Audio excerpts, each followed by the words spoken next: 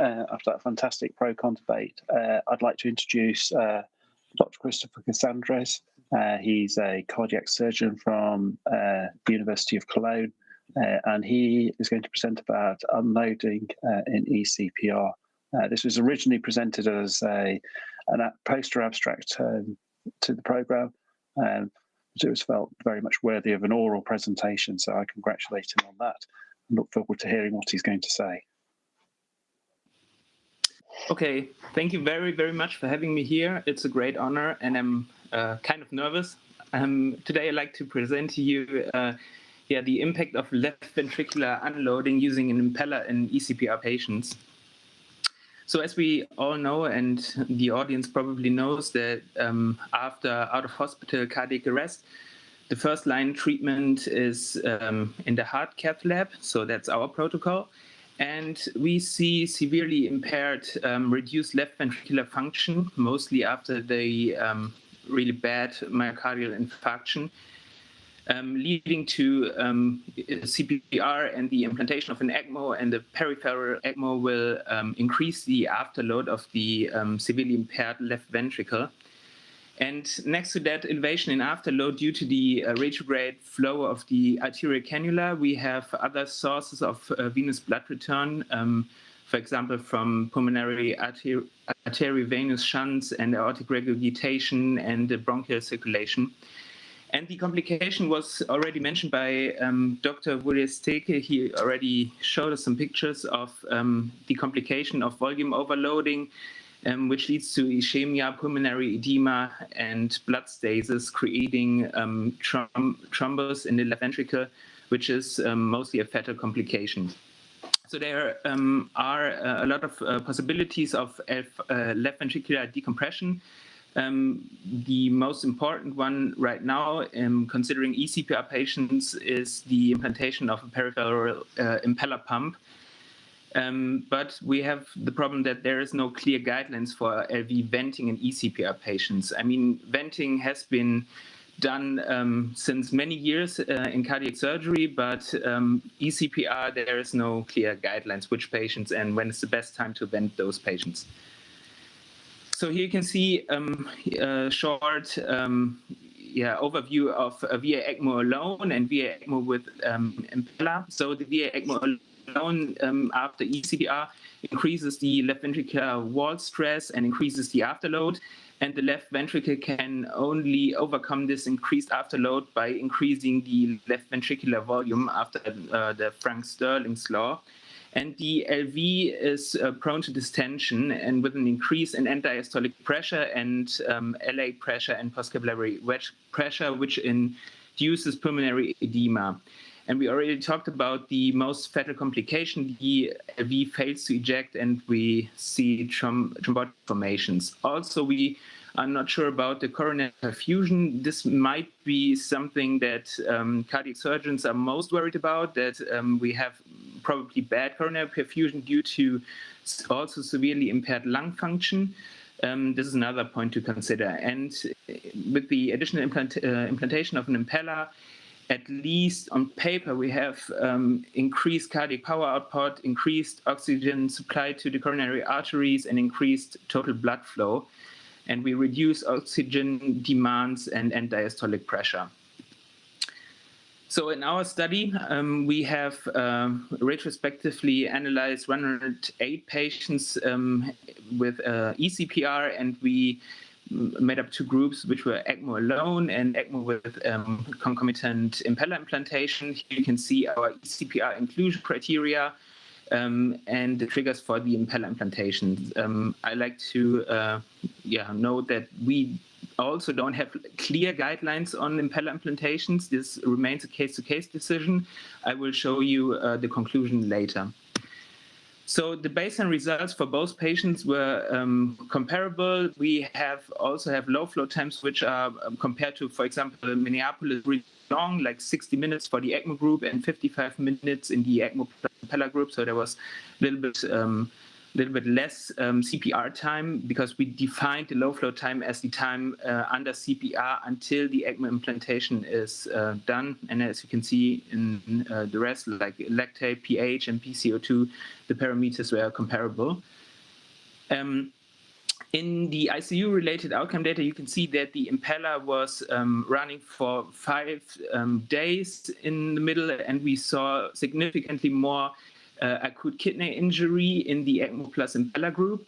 Here of note for our international listeners, we use the German definition of kidney injury, which is an increase in creatinine in 24 hours. So it's kind of different from the American definition. And we saw the patients with impeller needed significantly more blood units, just to keep in mind. What are the results? The Ecmo explantations was much more feasible in the Ecmo plus impeller group, and we saw a lower in-hospital mortality in the Ecmo plus impeller group, which was significantly with statistical significance. Okay, so to summarize our study or our retrospective analysis, we saw significantly lower in-hospital mortality in the group that received additional impeller implantation, but we saw more acute kidney injury leading to dialysis and more bleeding with transfusions. So why is that? We have the hemodynamic effects after the peripheral VA Ecmo implantations are well understood, and there is no discussion about that, as I talked at the beginning. But there's still no clear evidence for ECPR, for venting after ECPR with an impeller.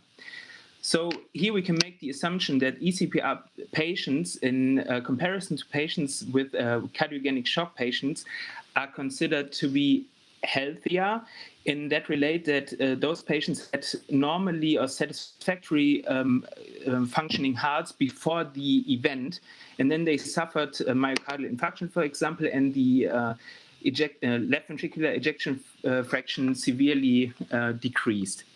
And we all know these cardiogenic shock patients, like those crashing patients on the intensive care units that underwent, for example, cardiac surgery, and they have a really bad outcome afterwards, and after 2 or 3 days they have a sepsis, and then they need a VA Ecmo, and I think those patients are different. And of course, other studies have also described the downside of additional impeller implantation, which is acute kidney injury, hemolysis, peripheral ischemia, and acute vital risks. Of course, in our study, we have to keep in mind that there might be a survival bias, so healthier patients were more likely to receive the impeller implantation, so that is to keep in mind. Let us see what other big studies have said about venting ECPR patients. The biggest analysis was last year from Schrage, a colleague from Hamburg, in Circulation 2020.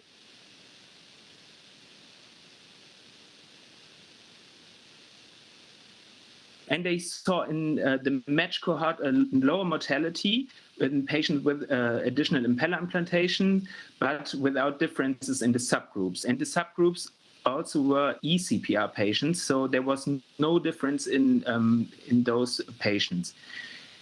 But the complications occurred much more frequently in these groups that received additional impeller implantation. So they saw the same complications as we did: severe bleeding, access-related ischemia, abdominal compartment, and so on. One of very known studies is the Truby study, which was published in 2017. So they analyzed 121 patients based on their degree of LV distension, and they categorized LV distension by LVD minus, plus, and plus plus. So they had 16% of LV decompressions and 20% of patients who showed LV distension signs but did not receive decompression. And there was no significant difference in these groups. But we also have to keep in mind there were only 25 ECPR patients in that whole study. And after that, also a very well-known colleague, Papalardo et al., they published their data in the EAGCTS in 2017, analyzing 157 VA Ecmo patients with 100 ECPR patients. and they saw improved survival, but higher rates of hemodialysis, increased hemolysis, and they did not analyze the Ecpr patients as a real subgroup. So what is the alternative in that case? So we know that impeller implantation might be beneficial in ways of venting and successfully explanting the ECMO, but we see a lot of problems with bleeding and exercise ischemia and dialysis. So maybe the alternative is the partial ECMO. Partial ECMO describes the possibility of letting the left ventricle eject after a decreased afterload. So to speak that we use very low flows on our VA ECMO and we make sure that the heart ejects in as soon as possible. So in case not to overload the left ventricle. But here we have the problem that the coronary perfusion is not safe. So we don't have data about the oxygen supply in the coronary arteries. But this is to keep in mind. Maybe this is something to think about. So the conclusion is in our study, in our patients, the concomitant impeller implantation increased the survival and successful ECMO weaning. But we saw much more treatment-associated complications, such as acute kidney injury with dialysis, more bleeding, and ischemia. And we need further studies to evaluate the clinical relevance of concomitant LV unloading, especially in Ecpr patients. Just to keep in mind that I said there is probably a difference between those patients suffering out-of-hospital cardiac arrest and those crashing cardiogenic shock patients. And at least in our clinic, LV decompression using an impeller pump remains a case-to-case decision, and we do not routinely imply LV venting with impeller. So thank you very much for having me and letting me talk here. It was a great honor for me. Thank you.